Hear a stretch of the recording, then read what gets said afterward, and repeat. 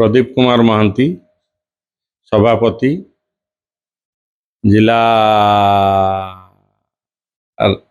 Rice Miller संघ ढेंकानाल।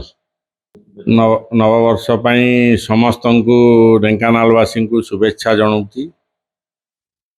प्रभु श्री जगन्नाथ समस्त नवा वर्ष सारा समस्त को आशीर्वाद करंतु, समस्ते भलरे रुहंतु। बेसिकली मु आमर चाषी भाई मानू शुभेच्छा जनाऊँगी। श्री जगन्नाथ कृपारू समस्ते भलरे रुहंतु। ए वर्ष सरकार 3100 टंका